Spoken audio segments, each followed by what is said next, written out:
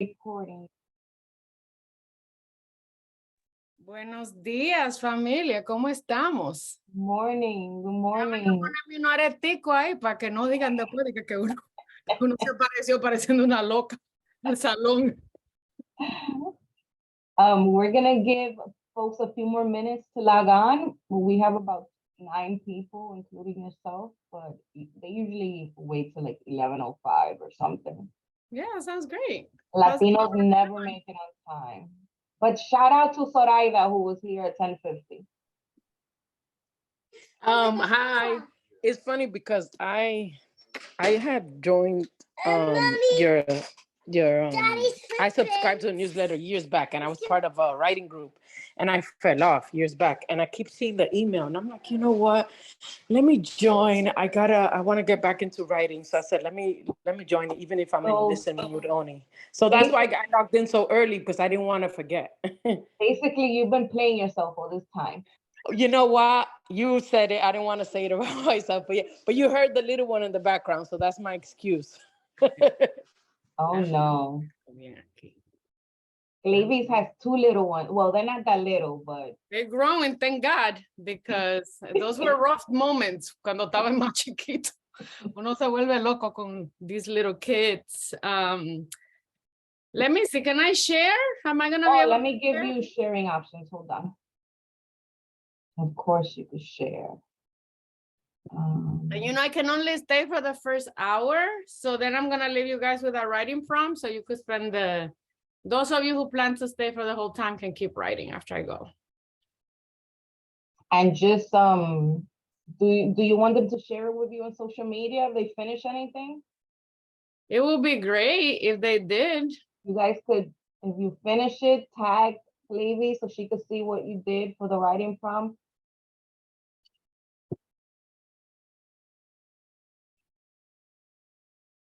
And this is gonna be fun, very informative. This might be a little bit more of like a charla, like I like to think of it, as you know. Some of you, if you've been hanging out with me and Dominican writers for the last 4 years, you heard like an earlier version of this presentation. But I've been changing it as I go along and as I learn more. Yeah, we have some new folks here today, except for Yali. That's great. I mean, let's rock and roll, mujer. Whenever you want to start. Tiempo, they get the full presentation. The other people, they miss out. Yes. So we started recording already, everyone. So if you want to come back to this recording, you can always ask us for it. And Cleyvis, I'll just leave it to you to introduce yourself for those who don't know you. And yeah, you can start whenever you wish. Okay, well, let me share real quick so we could just start. Aquí la gente están llegando. Oh, and by the way, some folks do not speak Spanish. Okay. That's good with me. I mean, we don't, let me see. ¿Cómo que uno le quite like this sideways? This is a presentation that is in English. So, yeah, okay, here we go. Everybody, hi, my name is Cleyvis Natera. I am so happy to be here with all of you. Should we go around real quick and say hi and everybody tell me who you are, just so we can be como in a more close-knit community? I understand that it's early in the morning. Some of us maybe haven't even taken a shower. Yo me bañé. I did take a bath today for you, but usually I don't shower until like 4 p.m. on a Sunday. So, you know, there's no worries. If you have young kids and they're being loud in the background, don't worry about it. If you choose not to turn your camera on, it's okay. I'm just gonna call you in the order of that you're showing up in my Zoom boxes. Then you can say hi and tell me if you're a poet or a nonfiction writer or fiction writer or still trying to figure it out. Angie's the founder of Dominican Writers. So for anyone who's here for the very first time and doesn't know her, she's a powerhouse who has done so much for all of us. And I thank Angie because she also is part of the reason why I feel like I found my way back into a community that strengthens me and inspires me. So I try to come back here and pop through the Dominican Writers Association as soon as I can. So thank you, amiga. Thank you for having me back to the Dominican Writers Salon. I'm excited to be here. Do you want to say anything to the people, Angie, before I keep going? Hello, people. Get ready to get some gems from Cleyvis. And if you haven't purchased Cleyvis' book, Neruda on the Park, please do yourself a favor and go purchase it, whether it's an audio book or paperback. Well, the paperback isn't out yet, but the hardcover is, and it's a beautiful, beautiful novel. So please do yourself that favor. And after you finish reading it, go leave a review. Thank you. Thank you, Angie. Okay, Julie, you're like the first one. Hello, I'm Julie Peralta, Dominican, and of course, I was born here, but I grew up in Dominican Republic. I am an actress and a writer. As far as my writing, I don't know, yo escribo de todo, lo que me salga.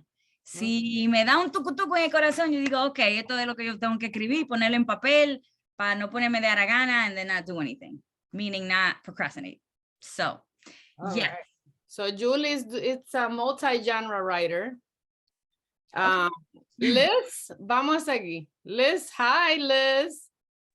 Hi, buenos días. I Good am morning. out of Connecticut.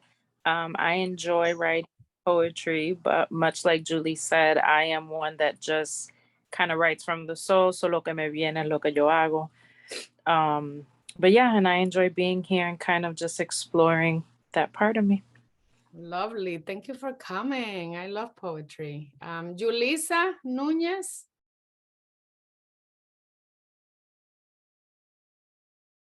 Sorry, it's hard to unmute.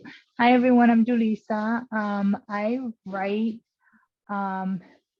mainly about my experiences. So I'm a memoirist, and that's pretty much it. Yeah. Oh, I'm in Salem right now, so I don't get to enjoy it, but you know, it's Halloween crazy over here. Nice. Massachusetts, yeah. Salem. That must be a spooky place to be for Halloween with the witches. I love it. Okay, so we got a memoirist. Julissa likes the nonfiction. Zoraida, are you free to pop in and say hi to us? Good morning. I'll make it quick. I'm Zoraida. I'm in Brooklyn. So I have some short stories published, nonfiction. Sorry, fiction.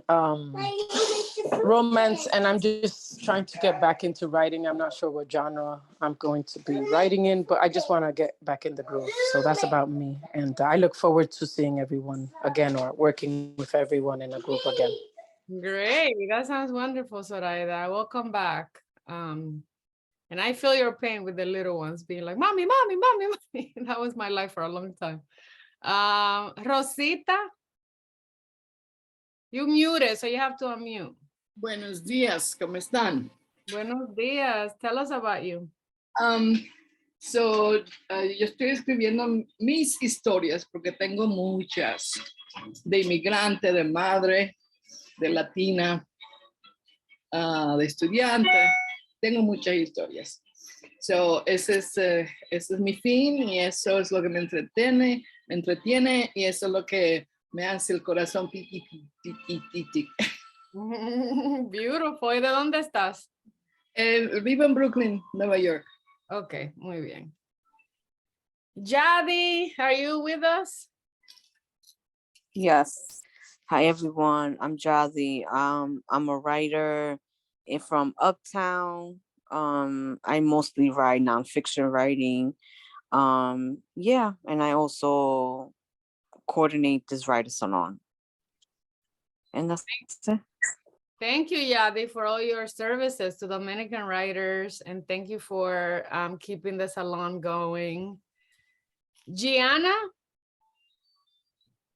Hi, everyone. I'm Gianna. I am in Inwood, New York, and I write in different genres, mostly poetry and creative nonfiction.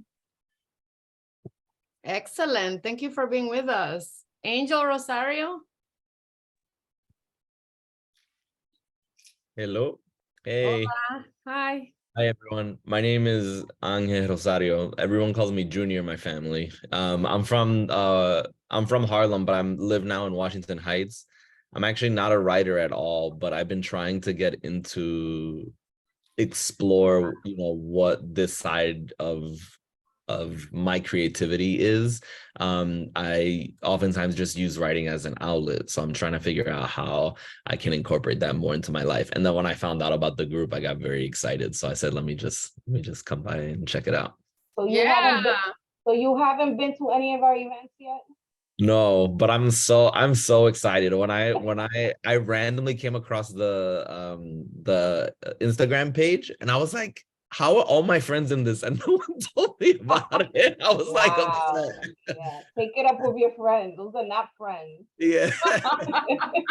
But I think this is incredible. I'm so excited. I can't tell you enough. When I Oh, found welcome. We hope very to see you sad, so around. We do a lot of events. So It's a wonderful community. So welcome, Angel. It's great to have you be part. My friend Amina. Dímelo, Amina. Amina and me have been going deep since she beat me at a competition. And I tell people every time I see her, she beat me, but I love her. I thought I lost your friendship back then. No, only love in community when we beat each other. Si no fuera for you posting the competition, I would not have known about it. And then, coño, I won. I fell out of my bed when I got the email. Just so everybody knows that no good deed goes unpunished. It's not gonna be my friend. When people tell you no good deed goes unpunished, I was in second place and she first. Because I went around telling everybody. I'm curious. What was the competition? It was for the Brooklyn Caribbean Literary Festival's Caribbean Prize. It was the first year. It was the first year. Elizabeth It knew was the first year they did it. They had a short story contest and I won first prize. And I was so shocked. I was shocked when I made the long list that si no fuera for Cleyvis, I would not even have known about it because we were in the same Facebook writers group.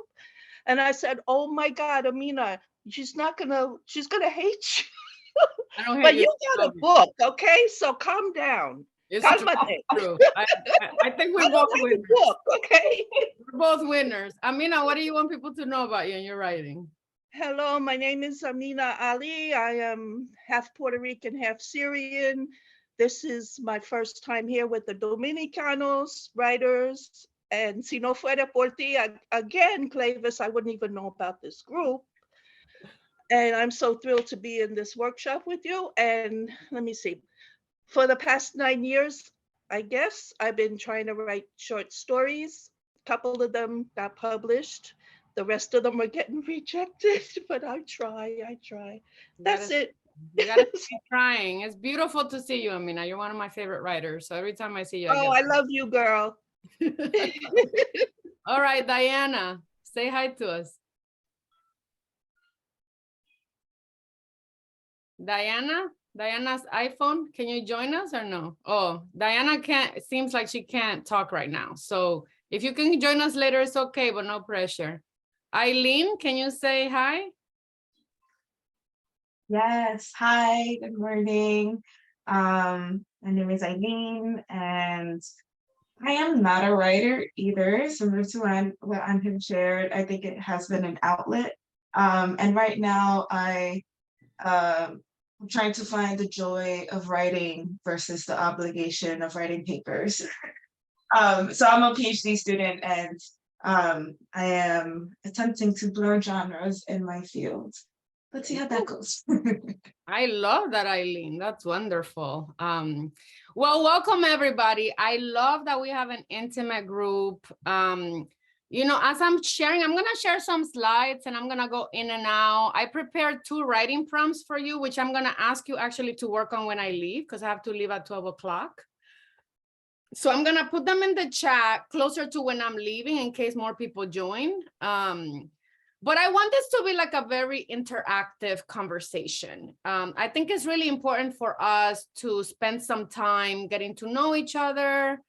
I have a ton of slides. We might not get through all of them, but I told Angie and Yadi that I'm happy to come back as my schedule allows and do like a part 2, because I'd rather like take our time and have a conversation than, you know, like rush through the slides and then we don't have a chance for you to really know, especially because people are coming in from different paths. Some of you are poets, some of you are writing fiction, some of you might really be undertaking, like Rosita is undertaking a full-length memoir based on her life. So the ambitions in the program are different. Some of you don't even consider yourself writers, right? You're like, it's just a beautiful outlet. It's nice to spend some time. They're not writers yet. You might not. I think we're all storytellers. So whatever you choose to, it took me a really long time to like call myself a writer. So I think labels are beside the point. It's like our action and our intentions that matter. So I'm going to start sharing these slides.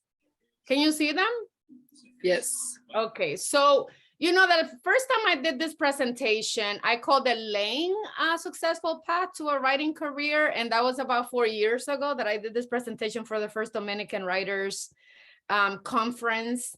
And since then I changed the word lay to carve, because let me tell you, there's a lot of resistance along the way.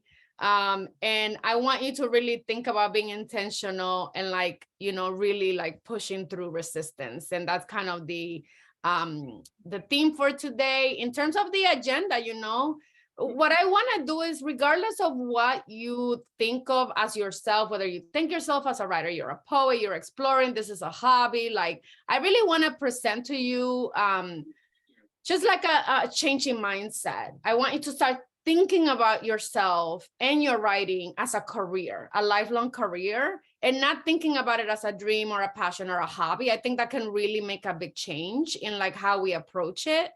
And I also, like I said before, I want us to think about how often, I want all of us to think about how often what we're dealing with is really like resistance along the way and being really prepared for that. My name is Cleyvis Natera. I am the author of a debut novel that came out in May of this year, Neruda and the Park. I am Dominicana. I was born in the Dominican Republic, but I immigrated to the United States, to New York City when I was 10 years old. So I spent, you know, my entire adulthood in the United States of America. You know, I'm not gonna do a long intro. I mean, you guys can look me up in my website. If you have an Instagram account, follow me there. I do provide a lot of information for writers, workshops, competitions, different stories that I love. If you're my student and you tag me on stories that you publish, I will republish them, you know, like magnify. I'm not as active on Twitter, but I do what I can to. Twitter for me is like TikTok. Me vuelve loca. I can't deal with like the talking heads, but I do as much as I can to just retweet. I have a lot of editors that follow me, especially after my book came out. And so, yeah, like I consider us familia once we've been in spaces together, such as stay in touch with me. Let me know if I can help you. My email's always open through my website. So it doesn't mean that I'm available to me or respond timely, but just know that I'm always here and available for the community. So the first writing prompt that I'm gonna give you, and like I said, because we're a little bit pressed for time today, I have this in a note that I'm going to paste into the chat when I'm leaving. But this is going to be a conversation, and this is going to be me presenting to you some ideas that I have about how do you carve a path for a writing career if you're interested in doing that, right? All of us come to writing for different reasons. What I'll tell you is that I had this incredible opportunity to sit in on a conversation between Elizabeth Acevedo and Julia Alvarez. It was a pen out loud event that happened in New York City in March of 2019. And it was one of the most inspiring conversations I've seen between writers. And one of the things that Elizabeth Acevedo said in response to a young writer asking for like advice, like, what should we do? What advice do you have for young writers? You know, one of the things Elizabeth Acevedo said is that every writer needs to articulate a mission statement. what do you want your writing to do? How will your language change the world? And I felt so inspired by that, because one of the things that I realized when I was coming up as a writer, because I have an MFA from NYU, I tried to sell a book that I wasn't able to sell.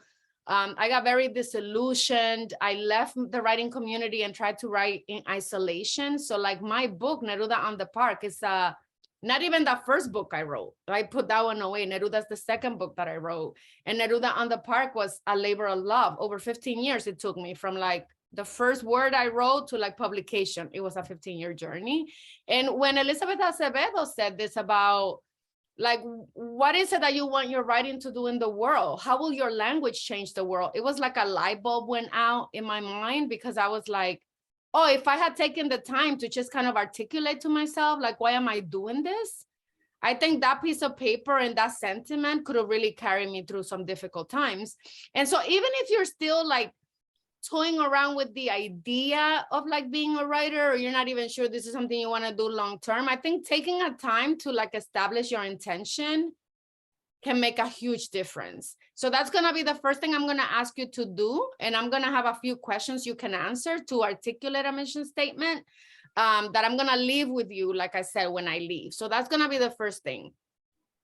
So now, I mean, and again, like as I'm talking, I can't see everybody, because the way Zoom works is that in order for me to look at the slide, I have to minimize all of the little windows. So everybody has, you know, you can either raise your hand or you can just speak up and interrupt me if you have questions about what I'm talking about. I'll try to pause every couple of slides.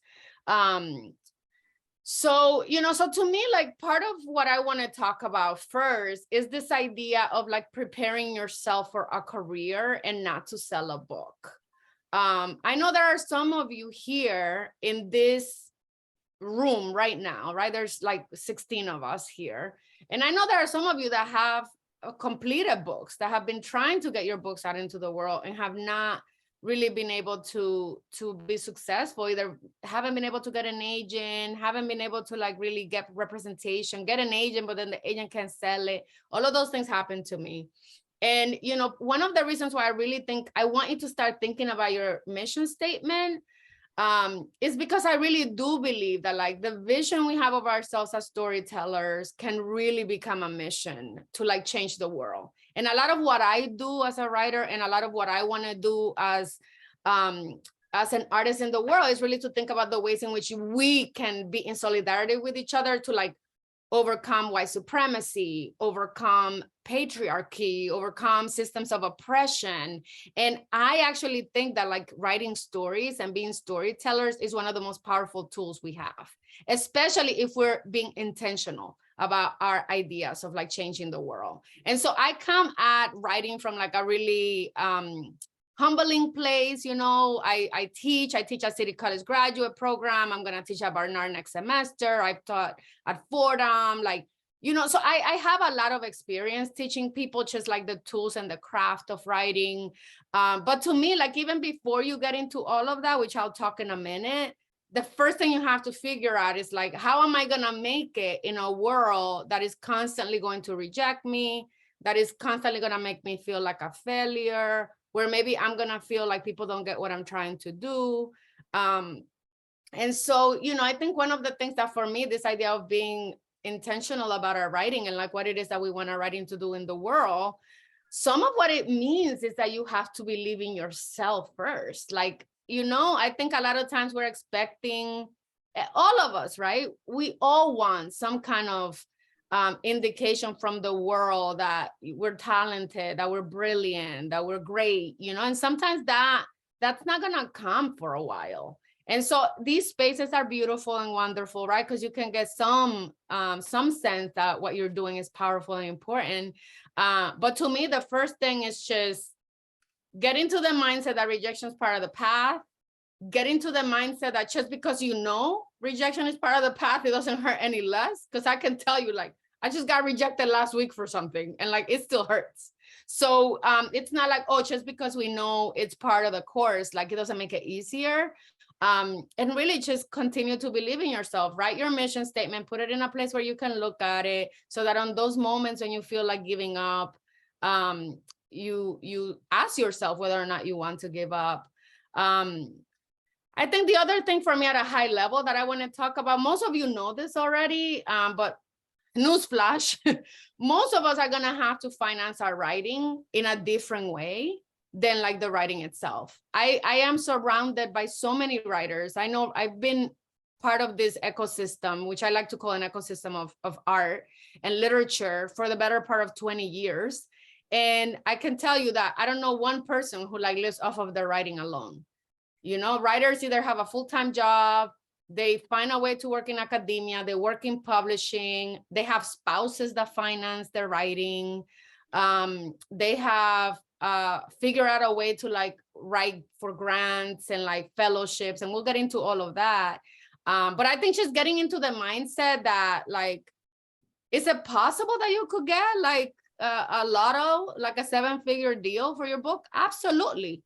Absolutely, there's a chance. The chance is astronomical though. So I would say like, just think about yourself and think about how you're gonna finance. I'm gonna give you some ideas about how you can finance, but also getting into the mindset that like, if you're writing as a career, your first book, second book, third book might bring less money. And then the fourth book is a book that really opens up a lot of doors for you. And it might not even be because of how much money you get. It might be because you get nominated or win a major award. It might be that you get picked for a book club that's, you know, a national book club. It could be that you get auctioned for options for film or TV. So there's like a lot of different ways to make a career out of writing, but I think it's really important to understand that at least at the outset, you're gonna have to be financing your writing yourself and like thinking about how you wanna do that. Do you wanna go into an academic path? Because then an MFA or a PhD makes sense. Do you want to just, what I did was that I worked a corporate job. I worked in insurance for 20 years.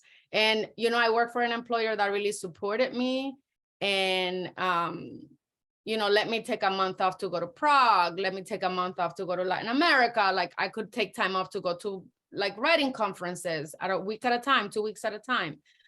So you just have to like figure out the best thing that's going to work for you. And the last thing that I'll say is like the 10,000 view. I think like anytime that you feel like giving up, because that happened to me, that I felt like I can't take it anymore. All my friends were getting book deals. I couldn't even get an agent. And like I left the writing community. It was too painful for me to be part of a community where I felt like I was just constantly feeling like I was getting beat up. And I left and I stopped writing, you know? But for me, it wasn't sustainable. I had to come back because I was constantly thinking about my characters and thinking about writing. So I think part of what you have to ask yourself is like, you know, if you can stand the rejection, if it's taking a toll on your mental health, then I think that you should consider whether or not it's healthy for you. And sometimes that means walking away. One of the things that I didn't have was like a really tight-knit community. And that's part of the reason why I tried to like, and you'll hear me say this again, like give as much as I get. Like building communities, strengthening communities is important to me, because I feel like if I had had a different kind of community that wasn't rooted, like in my MFA program, where a lot of it is rooted in competition, I think I would have done better in terms of just sticking with it and not giving up. So let me pause here to see, like, does anybody have any questions or anything before I keep going? I have a question. Hi, Cleyvis. This is Jasmine. How are you? I'm doing great. How are you? Good. You know, as you know, I follow you a lot on Instagram and try to share your news and wherever you are doing your book tour. So I'm really thankful. So I'm kind of like relating to what you're saying, because for me, I took a hiatus for 8 years because I had to make money. I even left academia. I did the whole college professor stuff, and I realized, and I crunched numbers, and I'm like, you know what? I make more money doing 2 deals of real estate in a year than what consumed me in academia. You know, as an example of my background, which I'm a real estate broker.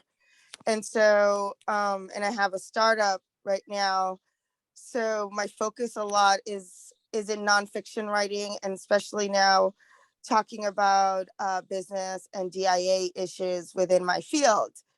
So, but when I started my writing, when I was an idealistic 20-something-year-old, I did my MFA stuff.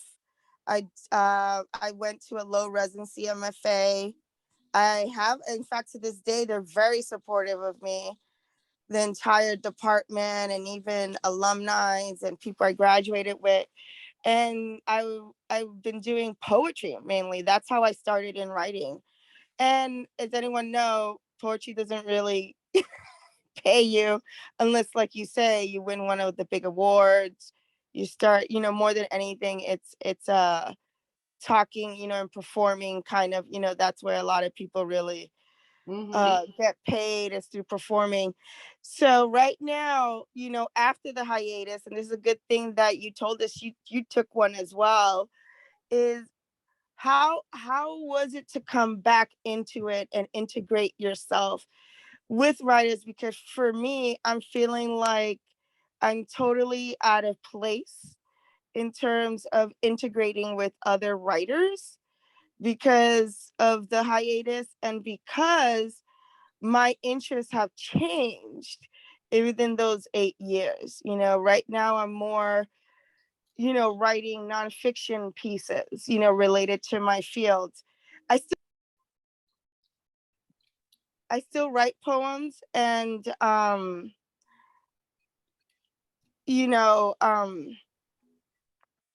don't know, I just feel that that has changed, Yeah, no, I appreciate that, Jasmine. Thank you so much for being here with us and for sharing. I think part of what I'll say is that coming back was very difficult. When I came back into writing, very intentionally, one of the things that I realized was that I had like a great idea for a book, but I didn't know how to execute it. And I knew that I had a good idea because anytime that I queried agents, they responded very enthusiastically about reading the book. But when they read the book, then they said it wasn't right. And so I knew that it was like the idea was working, but the execution, not so much. And so the way I decided to do it, Jasmine, was that I decided to go back to school. Like, even though I had an MFA, I found some writers who I really admired. And I'll share in a few slides from now some of those places that I went to that really were helpful for me in strengthening my craft. And I think when I went to these places, it was a little embarrassing, because in a lot of these conferences, most people are in their 20s, they're right out of college. And, I was kind of like feeling very, very sheepish about going back to being around people who were so much younger than me. And, I was like, you have to suck it up and you have to find your own community, right? Because the people I went to graduate school with, if they stayed in writing, now they're like 2-3 books ahead of me, right? Because like 15 years had elapsed since we graduated, or 10 years or something. And I had to create a new community for myself of people who are like my age, my situation. And that's what I did. Like, I went to a Juniper writing conference, which is up in New Hampshire. And I met a great friend that I have to this day. We share work and we generate work together. Even though she lives in DC, I live in New Jersey. She's a mom. She's also a woman that's in her 40s. And so like, we were just like exactly both of us trying to break in. I went to Bread Love Writing Conference, and in that one, it's also like a big spread of people where like some people are in their 40s, even beyond that, 50, 60. Some people are in their 20s, still thinking about graduate school. And so I think, one of the things that I would say is that, it's going to be hard. Anytime you take a break and you come back, you realize what happens more often than not is that the people that stay find a way, even if they're not like some wild success, like, they're finding a way to like stay in it. And so that's what I would say. It's just like, consider ways in which to find new community and people who are like very much where you are, and try to make a path with those folks. Anybody else have any other questions before I move on? No?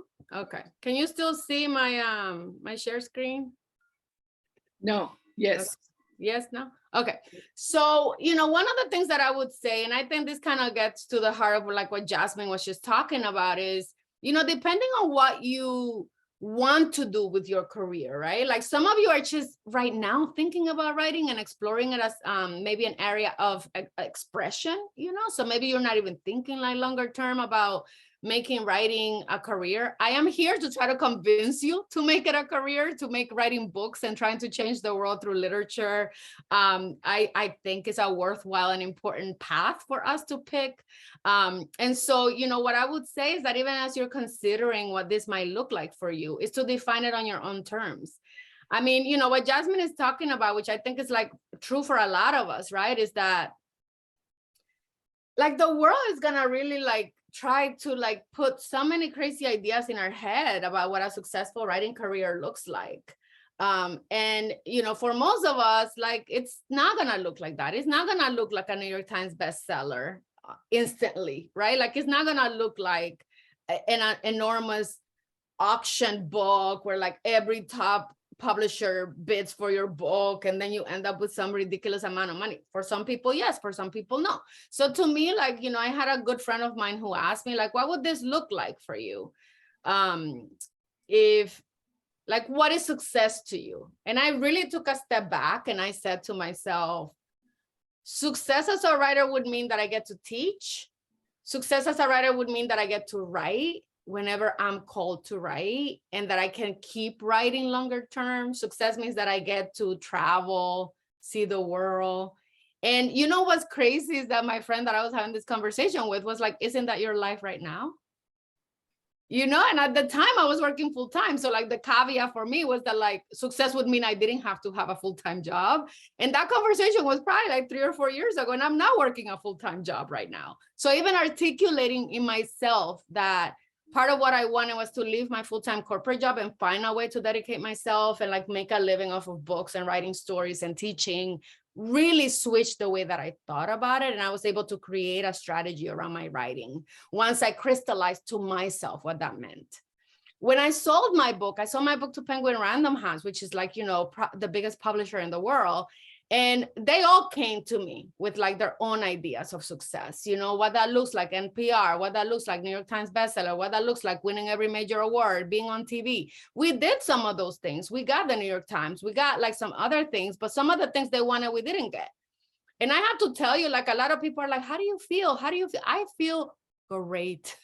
I feel wonderful. You know, like my goal for my writing career is going according to my strategy and my plan. And I feel like $1,000,000. My publisher might have different ideas. I mean, I'm lucky because my publisher actually also thinks my book has been a success. But I know a lot of people that can get really caught up and down on themselves when like the vision that they have for themselves doesn't tie up with like whatever that external success is. So, you know, another reason why I think it's really important for you to have your mission, your vision, and to define success on your own terms, because chances are that you're going to keep failing your way to success. And like understanding that, right? Like I hadn't published not even a short story because that wasn't important to me. I just wanted to publish my book. And when I came back into the writing community 4 years ago, you can go to my website. It's ridiculous, the stuff that I've published in the last 5 years, like literary journals, the New York Times, the Washington Post, like, you know, and it's not, I'm not bragging. I'm just saying that like nothing happened for me. And then all of a sudden, everything started happening for me. And that can happen if you really put in the work to making sure that your writing is really strong. And, you know, you're building your network and you're, you know, in service to the community. And like a lot of the opportunities that have come my way have come because I volunteer a lot and I give as much as I expect to get. So I think those are just some tenets for me. And the last thing I'll tell you is that some of the people that I went to graduate school with or that I met out in the literary streets when I started out, they weren't, I can't say, like the people that were like, I think positioned as the darlings to like be super successful, they aren't even the biggest successes today, because those people for whatever reason didn't have the stamina to stay in it, or they chose a different path. You know, what's happened is that it's the people that were grinding and chipping away and doing it their way. Those are the people that I see as the biggest successes and my biggest inspirations. Cleyvis, May I give you feedback? There's a saying that says, don't quit before the mirror. Rosita, you cut off. But it was very important for you to quit for a while because I'm sure you got some perspective. Oh, yeah, I mean, listen, I could. Wait, and you felt that urge, you have to write. And that's what makes us writers, is that we have to do it, whether we get paid or not, rain or shine, we got to do it. And that was you. Thank you. Congratulations. Yeah. Thank you, Rosita.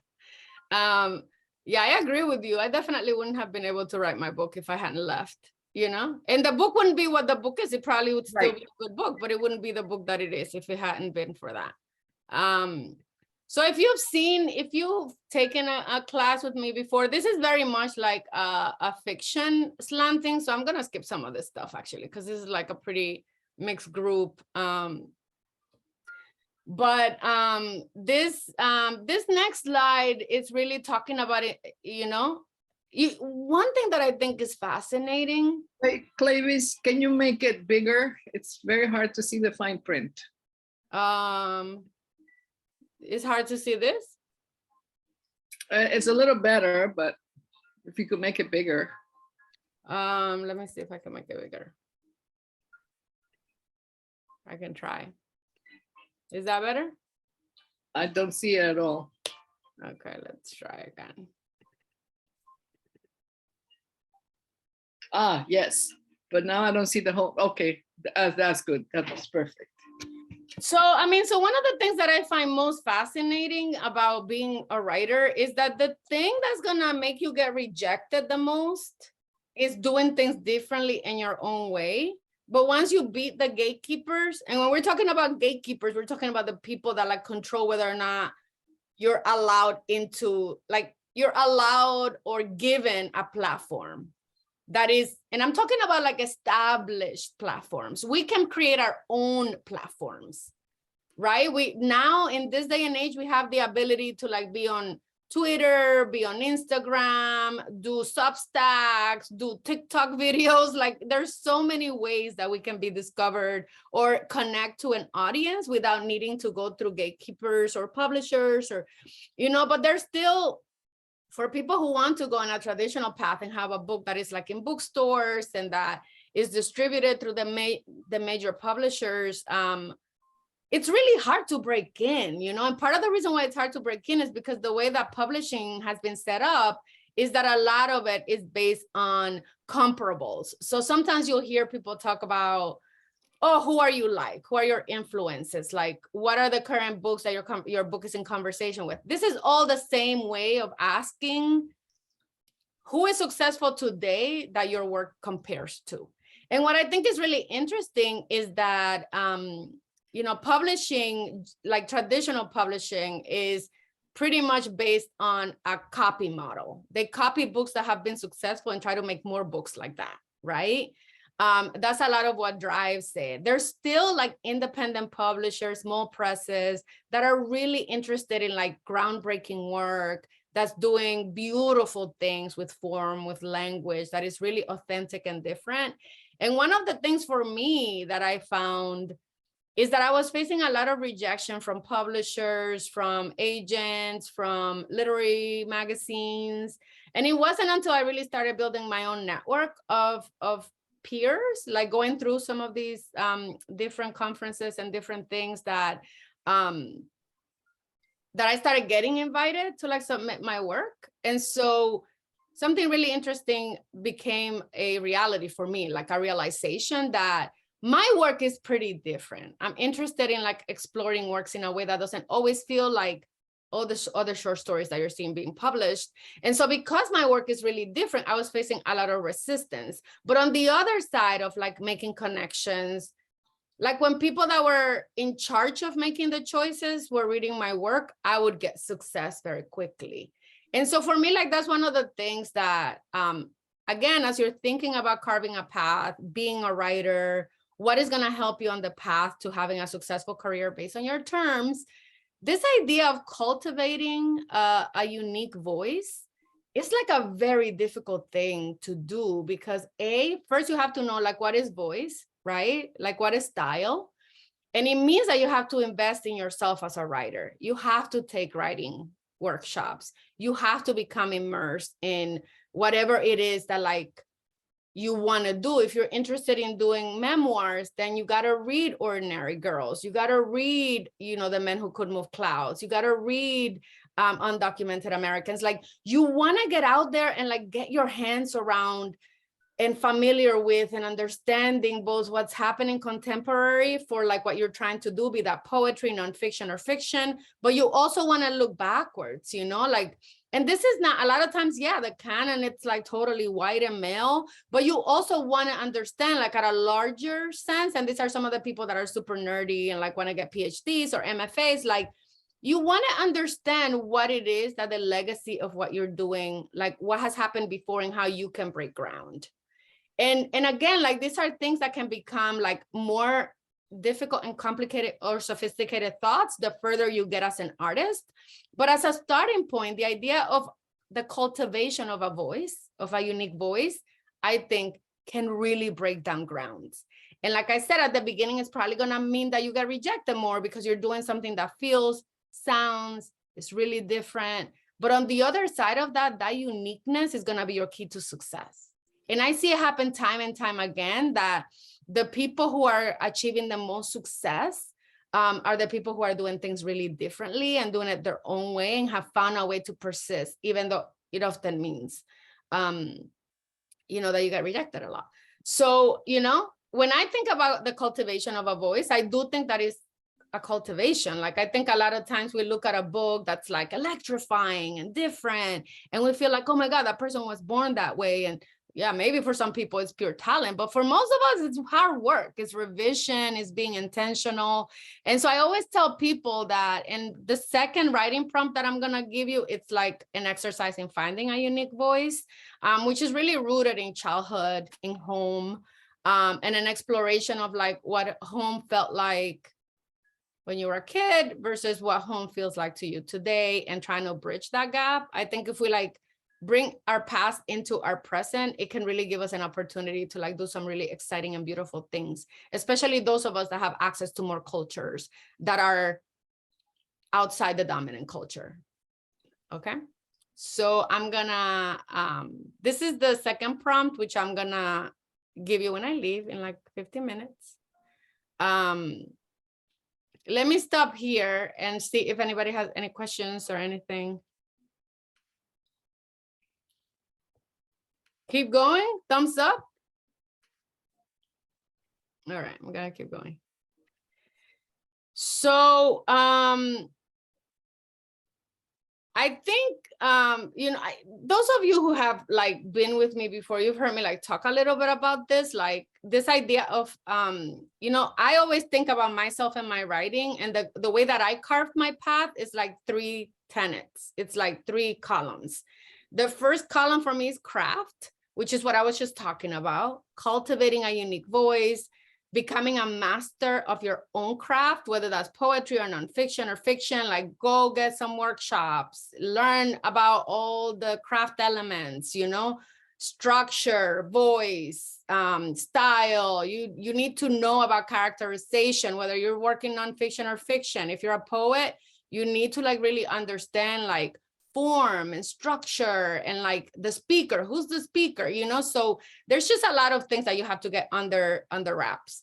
The second tenet for me is really about community and like service. And I think that if we all really think about being in service of our community, you know, I think like we live in a capitalist society where more often than not, we're like either made to feel like there's only room for 1 or 2 people to be super successful or successful, period. And then we're often made to feel like our stories don't have an audience, which isn't true, you know, like it just isn't true.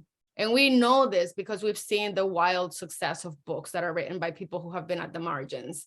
And so for me, like so much of this, and you can read for yourselves, I'm not going to read the slides to you, but these are just some examples of things that you can do, like to support and to start out by really supporting people who are in your community.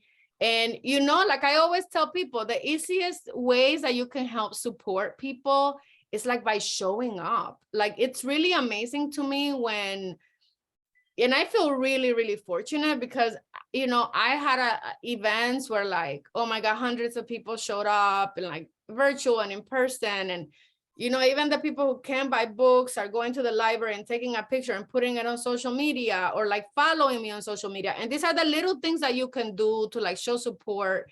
And again, it's like, showing up can go a long way, because this idea that like our work doesn't have an audience is a lie. But in order for it to be a lie, we actually have to support each other and show up. If you can support financially, of course, buy the book, buy the lit journals, be a Pantheon member, you know, which Pantheon is for people who are on Instagram or Twitter and they create Substacks or they have Pantheons, and that's just like the way that they create communities that can help them finance their art. But if you don't have money, that's okay. Like just your body, your physical presence can go a really long way.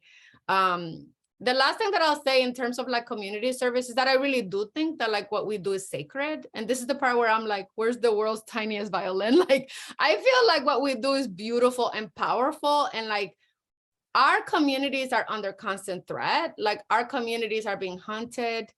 There is like a white supremacist movement that aims to like kill us. Like, I know that sounds really dramatic, but that is what's happening on a global scale. It's And very real. It's very real.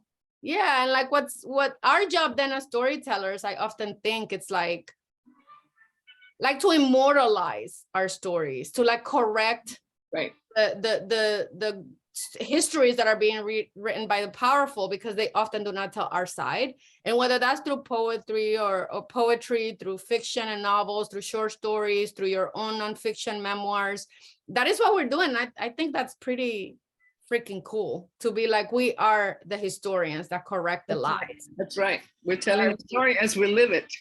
Exactly. So, you know, so it's that to me, it's like really important. I think for those of you who are interested in like just a little bit more information about like what it means to like make some moves for yourself that can really like make you appealing to agents or editors. Like I have a list of, and this is all gonna be recorded so you can look at it later, and like you don't need to be like crazy taking notes, but there's just some journals here that can move the needle. The top 3 are ones that I think are really in line with what I'm talking about, like building community, creating pathways for our stories. You know, the second tier, which is like the New Yorker, Paris Review. These are people that like, if you can get into these spaces, you can get the agent, you can get the book deal, you know, like more often than not, those places wouldn't even consider you without an agent to begin with. But sometimes you can meet an agent or email people directly and like get your work through there. You know, so these are the places that can really make like a huge difference. You know, I think, for writing workshops and conferences, we're talking a little bit about like financing your work and like understanding that, you know, you're gonna have to do certain things for your writing, that in order to become a better writer, you have to invest in your craft, but to invest in your craft, you need money. So it's like a catch-22 for those of us that come from communities that don't have a lot of money. And so let me just say that things sped up for me very quickly when I could afford to do these things myself and not wait for financial aid. But a lot of these places do have financial aid, and a lot of these places do have financing if you want to go to the conferences, and a lot of them have agents that will come and meet with you. So that's one way that you can be the gatekeepers. Like you can just meet with an agent, have a great conversation, hit it off. They can be interested in your work, and you can like really have access to that, which sometimes is hard when you're just sending letters and trying to find an agent. These days it's easier to just write in community, like the Salon I love, because you guys are in community with each other. You can find online communities now in Twitter, writing community, I'm writing, authors of Instagram, book talk, you know, there's just different communities you can join that don't cost anything. The last thing that I'll say for today, and then I'll open it up to any questions or any comments, is that to finance your writing, and this, I mean, this is not gonna be like a newsflash to anybody, you probably know, a lot of these organizations and these places like these conferences, it's like once you become successful, they magnify your success because it's a way for them to say like what we're doing works. And so like, it's like you're accumulating like a pedigree that almost ensures your success in the longer term. And so being tied to organizations can be a smart way to do it. Again, they're also tastemakers. So in some ways, it's like they put a stamp on you that says this person is super talented because, you know, Breadloaf only allows 7% of applicants to come through. So the fact that you go into their, and I just made up that number, I think it's like 10%, but it's like the fact that you're there means that you're better, right? In theory, which isn't true. You're not better than anybody, but it's just a way in which we also become complicit and participate. So I think there are big issues with that, but understanding that that's kind of the way that the machine works. And figuring out a way to beat it, I think is also important as artists. And so these are just some other ideas of other places that are really committed to our growth as writers, even beyond. So PEN America, I got the Writing for Justice award, and I know several writers that got the Emerging Writers, which you have to be in California for that one. But those are like career making fellowships that can really put you on the map. Center for Fiction in Brooklyn is also like a huge one. If you're able to go to Stanford University, they have a 2-year. It's called the Wallace Stegner Fellowship, which is also career making. On the national side, there's funding that exists, National Endowment for the Arts. And again, like even though it's not like a ton of money, it puts you on the map in a way. So like just getting curious, finding out what are the state art funds that exist where you are, applying for them. You get better at applying the more you apply, actually. Like the first year that I applied, I didn't get anything. I got like rejected for every single thing. And then the second year I won like 3. And so you just get better if you're working together in solidarity and like helping each other make your applications better. This is some stuff about MFA programs, which I can come back and talk about, and self-publication. I'm gonna just leave a little bit of time now for any questions before I put the prompts in the chat. But you know, the one thing that I wanted to finish with this presentation is just by saying that in that conversation that I heard Elizabeth Acevedo and Julia Alvarez speak, one of the things that Julia said was, you know, like she said, that home is the writing and that our home is in writing the stories. And I thought it was just such a beautiful thing she said, because for those of us that come from immigrant backgrounds or families have been immigrants, sometimes it's very difficult to think about like where is home for us, you know, if we're often in places that are hostile to us, whether it's publishing or the United States of America or the world. And I think the idea that like the home itself is like the act of writing for me, like just made me feel really inspired. And I thought it was really beautiful. So I know this is like super fast. I went through that very quickly, but I wanted to like just give you an overview. When Angie and I were talking about, very recently we had dinner together and we were talking about, you know, like me coming to the salon, and I said, you know, I think it's helpful, because I wish somebody would have sat down with me and been like, these are some of the things you should know.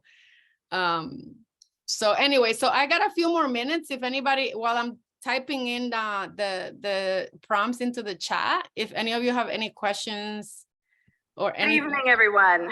I'm Karen Sander, the Director of Public Programs. Well, who was that? I think that was the YouTube.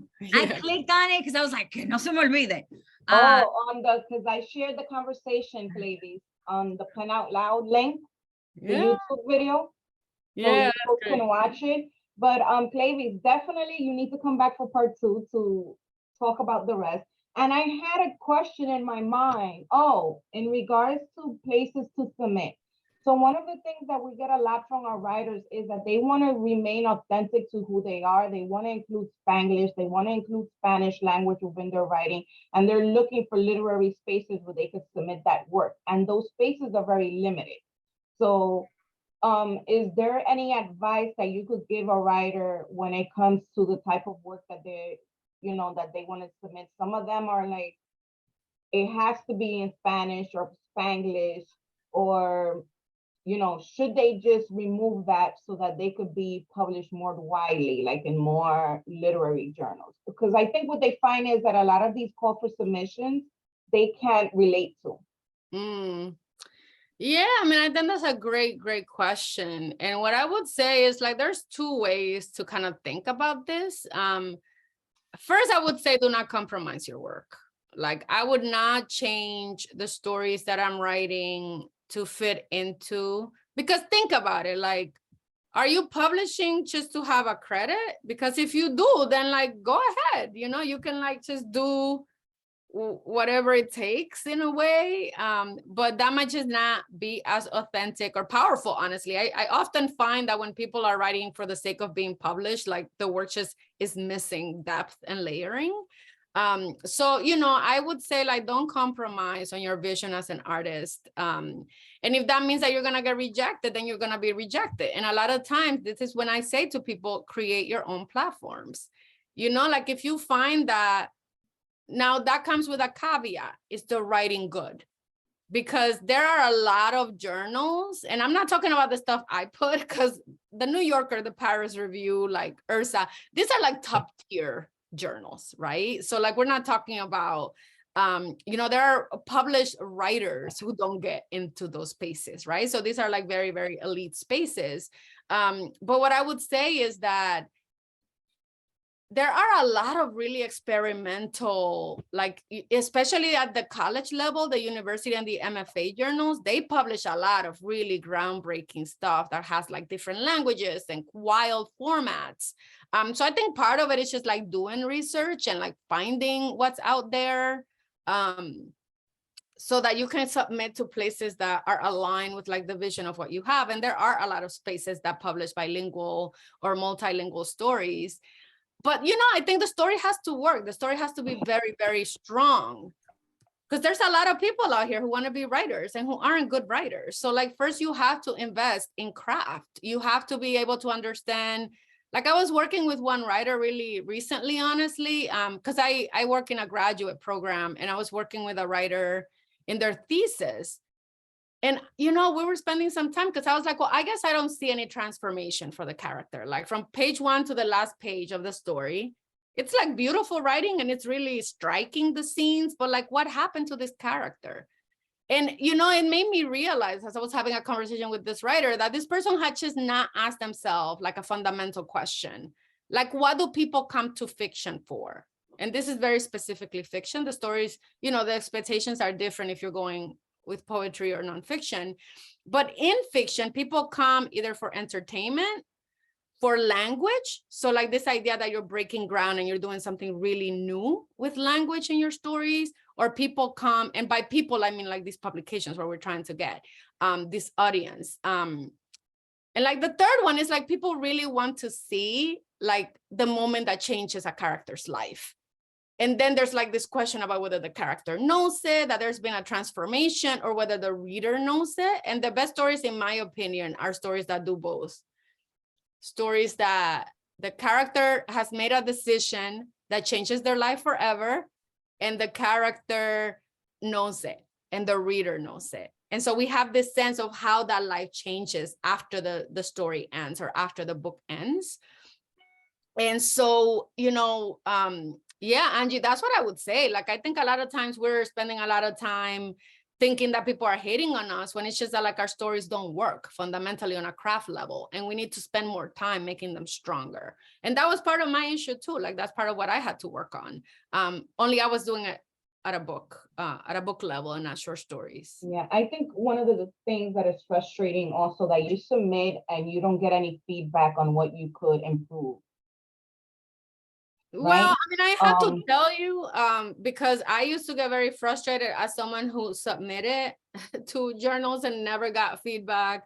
And I very recently was reading, I got invited to judge a prize for short story writers. And then I was asked to read for a journal.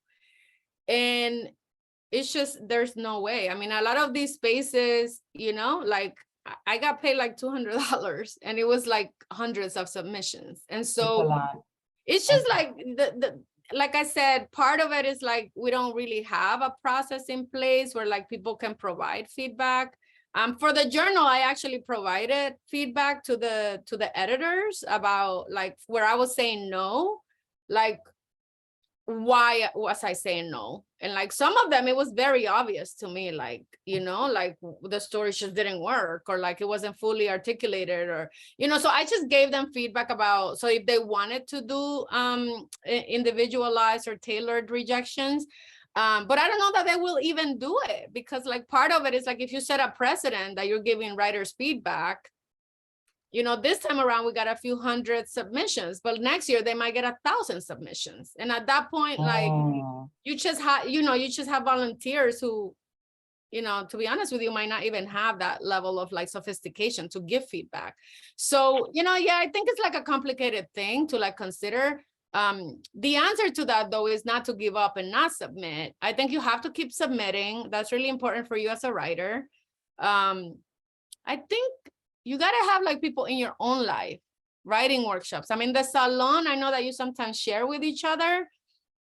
And maybe that's what we'll do next time, Angie, in the spring when I come back, is that you know, we can do like a quick, and you guys can do this one. Prompt number 2 is a short story like about your family. And this could be fiction, nonfiction, poetry. It's like a prompt that works for everything. But if you all do that, and then whoever of you want to come back when I come back in the spring, I think that we can do that, where you just read the story to me and I'll give you feedback on the spot, so you can learn how to like give each other feedback.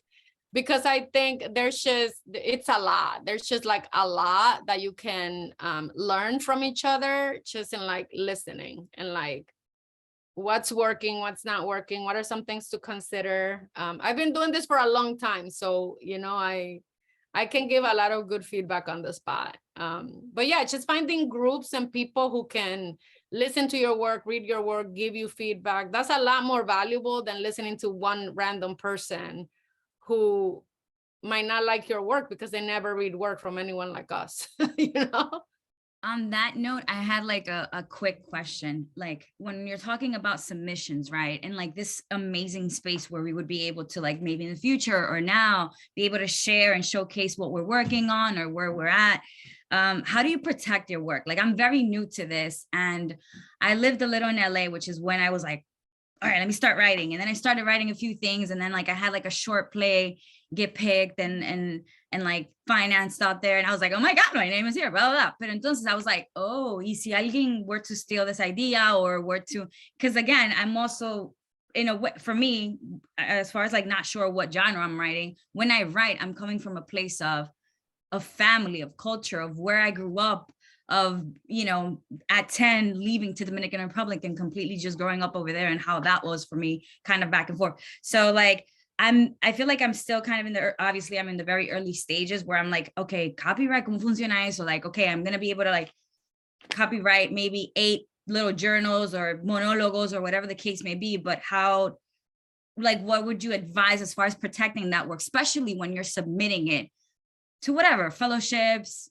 space? Yeah, I mean, I think the first thing is like, where are you submitting it? Because if you're submitting it to like established places like Pen America, the Center for Fiction, like these places are not places that are gonna steal your ideas, you know, like they are in the service of creating. First of all, there's like, it's really difficult to answer this question, because the thing is that if you're working with charlatans, you know, like if you start like, you know, responding to people on the internet who are like, oh, if you pay me this much money, I'll help you to like do your work. And like, you know, there's a lot of like really bumps out there. So you have to like be savvy as you're, you know, if someone's asking for you to pay them to do anything, chances are that they're not really on the up and up. And those are people that I would be worried about, because to me, they're like already questionable ethics. But, you know, these places like a journal, if you send it to the Paris Review, like nobody at the Paris Review is going to steal your story. Like nobody at the New Yorker, like nobody at Ursa, nobody at Quayle, nobody at, you know, they're gonna reject you because the story's not good, not because they're gonna turn around, put their name on it and publish it, you know? So I don't think that that's a concern that I would necessarily have if you're doing the legwork of finding out that these are reputable places to begin with. I think the bigger question for me when you're talking about protecting your work, I think it's really like protecting your vision of your work. And like, you know, I know places and it's gotten messy out there where like even people in each other's workshops sometimes borrow from each other, sometimes intentionally, sometimes not. And so I think it's just like, again, it's really about network and making sure that you're surrounding yourself with people who have integrity. And being really true and authentic, because at a certain point, Julie, like you're gonna be at a point where, like, if your work is distinctive enough, people will know it's yours. The stories themselves aren't that different. So like whenever people tell me, oh, I think somebody stole my idea, I'm like, what idea? Like I also came here when I was 10 years old. Like I might write an essay that is about like my immigration journey. And you might be like, Cleyvis was here with us. And I talked about being 10. And like now she wrote an essay about being 10. Like no, we have similar life stories, you know? Like very few ideas are, how do I say this? I tell people that you're not the first person to think about it. Yeah. It's the execution that makes a difference, the vision you have behind it. But two people can have the same idea and execute it completely different. And it's you're gonna come across that work. Yeah, I feel like then also kind of, you know, like acting, you know, when you're acting and you're coming into the audition, everyone is coming in and saying the same lines, but how is the delivery and what makes you different in that, right? So that's interesting because I feel like writing is very like hand to hand with acting as well. So it is. I think about that a lot. Yeah, definitely. I mean, I read so many scripts and books that for many reasons, but it's interesting to also hear this from a perspective of like you know, with your experience, which all has been helpful. I just been aquí con el cocote en la mano. I'm like, oh my God, I've heard this before. Yes. It's amazing. Thank you so much. You're so welcome. All right, well, I have to jump. I put the prompt again into the chat. I'll be in touch with Angie to plan a part 2. Thank you so much for giving me time this morning and for spending time with me. I love coming here, and I hope that the next time it'll be me less talking and us more sharing. Thank you, Cleyvis. Thank you for your time. I'm here till 12:30, guys. So if you want to talk or you have questions or you want to work on your prompt, you're more than welcome to stay. Thanks, Angie.